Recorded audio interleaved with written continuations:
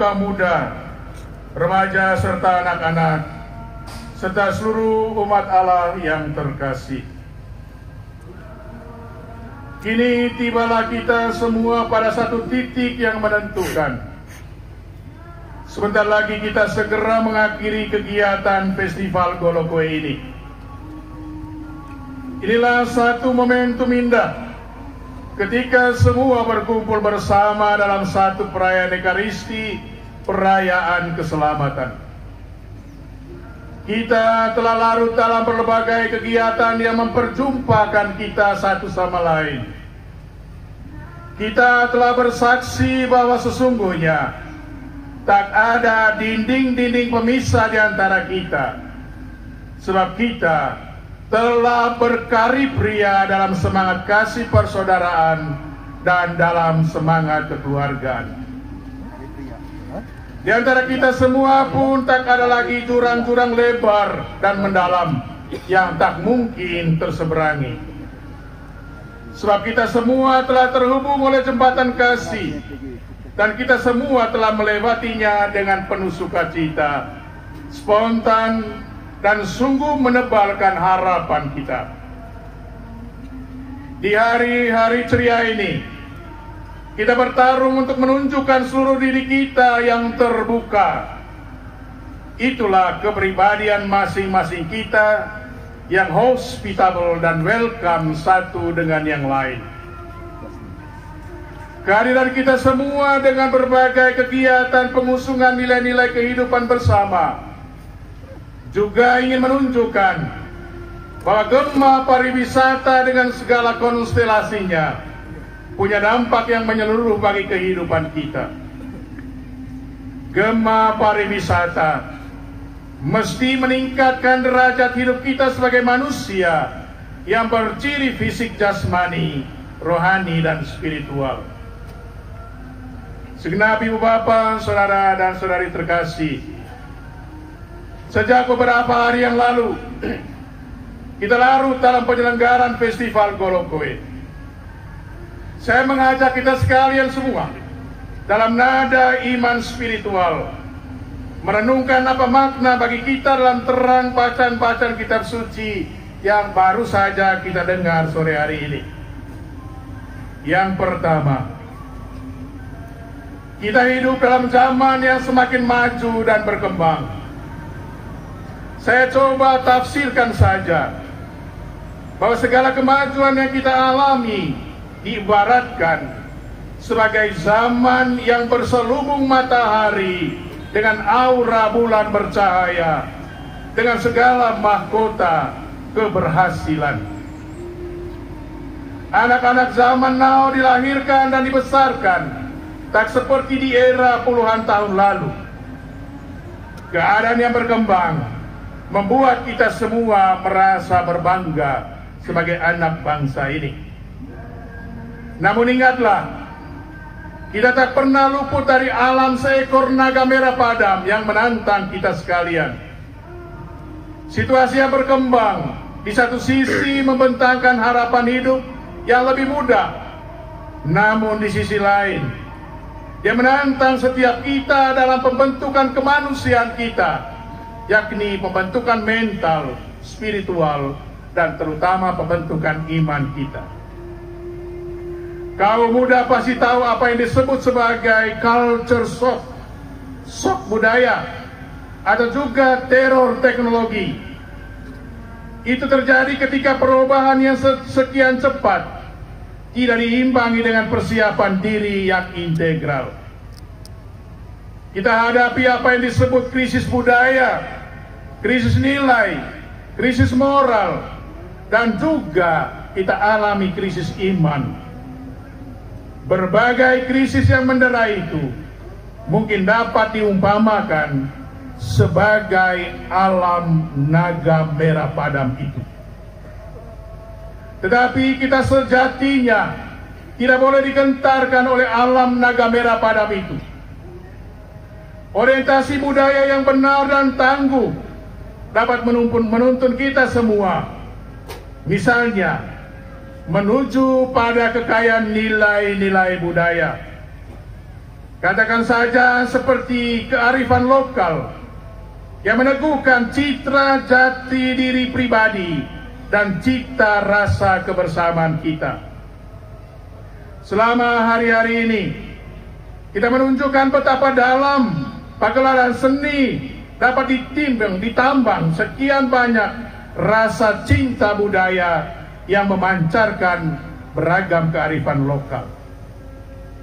Yang kedua, alam naga merah adalah sebuah alarm agar kita sungguh merevitalisasi iman kita dalam persekutuan kita dengan Yesus Tuhan kita. Rasul Paulus dalam bacaan kedua, khususnya surat pertama kepada jemaat di Korintus, dia katakan, semua orang mati dalam persekutuan dengan manusia lama, yakni Adam. Tetapi dalam Yesus ada harapan. Semua orang akan dihidupkan kembali dalam persekutuan dengan Yesus Kristus. Apa yang mau kita renungkan secara serius dari pewartaan Rasul Paulus untuk situasi kita di masa kini, dalam konteks kita di Manggarai Raya ini, secara khusus di kota Labuan Bajo ini. Saudara-saudaraku terkasih, kita yakin setiap dalam pembangunan pasti membawa perubahan. Tidak hanya perubahan fisik, misalnya dari tanah melulu alami menuju atmosfer beton-beton semen yang gagah dan kokoh, atau dari pepohonan-pepohonan kersen dan belukar alami di tempat ini menuju berbagai bentuk bangunan kokoh dan megah, atau juga hanya sebatas perubahan ekonomi finansial. Dan tentu saja perubahan tidak hanya sebatas itu. Kita pasti alami secara nyata apa yang disebut pergeseran nilai-nilai hidup. Hal ini tampak terutama dalam cara berpikir dan cara bertindak kita. Ada sekian banyak hal positif yang kita alami dengan segala kemajuan pembangunan. Tetapi tentunya terdapat juga sekian banyak dampak lain yang menantang. Berpikirlah dan sadarilah serius tentang apa yang disebut perilaku easy going yang lahir dari mental instan. Semua serba tersedia dan cepat saji. Kita akhirnya menjadi rabun bahkan buta akan bagaimana sebenarnya proses dari sesuatu itu mesti terjadi dalam hidup. Dan lagi, kita bisa saja jatuh untuk satu sikap menyerah tanpa perjuangan. Kita semua pasti sadar akan terpaan mental konsumerisme yang sekian kuat meliliti kehidupan kita. Perilaku konsumeristik terjadi ketika manusia tidak pernah tiba pada satu titik kepuasan tertentu. Manusia tetap merasa dahaga akan materi, akan harta, serta segala hal yang fana. Dan ingat saudara-saudaraku, demi mengisi mental konsumeristik itu, segala jalan dan cara bisa dipakai dan bisa dihalalkan. Saya ingin mengatakan, jadilah manusia yang arif batin agar tidak digulung oleh ombak konsumerisme ini. Yang fana, yang jasmani, yang material dan fisik itu memang sungguh berarti bagi kita. Tetapi kita tak boleh dikuasai mutlak olehnya. Sebab kita manusia ini harus hidup dari cita rasa kebersamaan kita, cita rasa kekeluargaan kita, cita rasa solidaritas di antara kita, cita rasa saling menerima dan saling mengakui. Kita harus hidup dalam sikap saling mendukung dan melayani. Saudara-saudaraku umat beriman yang terkasih, poin yang ketiga, kita rayakan hari ini masih dalam nuansa hari raya Santa Perawan Maria diangkat ke surga. Kita tak selamanya ada di ziarah kesementaraan hidup di muka bumi ini. Hidup kita di dunia pasti akan berakhir dan akan tiba di titik batasnya. Anak-anak muda pasti tahu tentang bagaimana harus mencapai titik tiba itu. Tidak ada yang abadi dalam hidup ini. Bunda Maria diangkat ke surga adalah satu permenungan bahwa hidup kita manusia mesti dimuliakan di dalam Tuhan sendiri.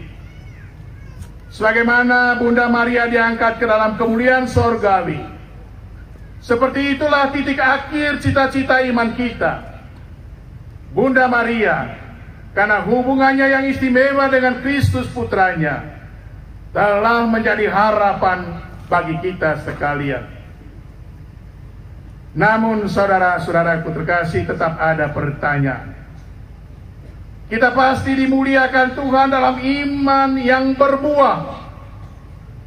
Dalam bahasa Rasul Yakobus, iman yang disertai dengan perbuatan-perbuatan nyata. Sebab kata Rasul Yakobus, iman tanpa perbuatan pada hakikatnya adalah mati. Mungkin dalam kata-kata sebuah lagu dilukiskan seperti, syukuri apa yang ada, hidup adalah anugerah, tetapi jalani hidup ini, lakukanlah yang terbaik di dalam hidup ini. Sebab itulah, mari lakukan yang terbaik.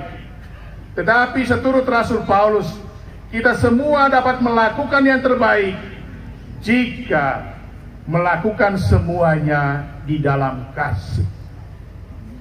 Kita percaya Tuhan senantiasa hadir dan berjalan bersama kita semua dalam ziarah melakukan segalanya di dalam kasih itu. Akhirnya saudara-saudaraku umat beriman yang terkasih, satu kisah ilustrasi pernah saya baca sebagai berikut. Seorang pemuda penuh rasa putus asa. Hidup baginya terasa sungguh sangat pahit. Pemuda itu mendatangi seorang tua yang bijak. Ia mengisahkan bahwa betapa sungguh malang nasibnya. Hidup terasa pahit. Lalu si bijak ambilkan satu senduk serbuk pahit, dicampurkan dalam segelas air. Pemuda itu disuruh minum, dan si orang bijak itu bertanya, "Anak muda, bagaimana rasanya?" Anak muda itu menjawab, "Pahit, orang tua." Lalu si bijak menuntun si pemuda itu ke sebuah danau. Di situ serbuk pahit yang sama ditaburkan di atas danau. Diaduknya dengan sebatang kayu. Kemudian disuruhnya pemuda itu merasakan air danau yang dicampur dengan serbuk itu. Lalu dia bertanya, "Apa yang kamu rasakan sekarang, anak muda?" Jawab anak muda itu, "Segar, terasa segar." Dengan tenang si bijak berkata, "Hidup tak akan terasa pahit. Hidup tak akan terasa penuh getir. Hidup tak terasa penuh ketakutan dan tanpa kecemasan saat engkau mau memperluas cakrawala berpikirmu.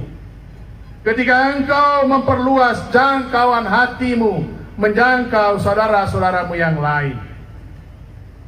Kiranya perjumpaan kita di Festival Goloko ini menjadi ajang bagi setiap kita untuk memperluas jangkauan berpikir kita, dan terutama jangkauan hati kita.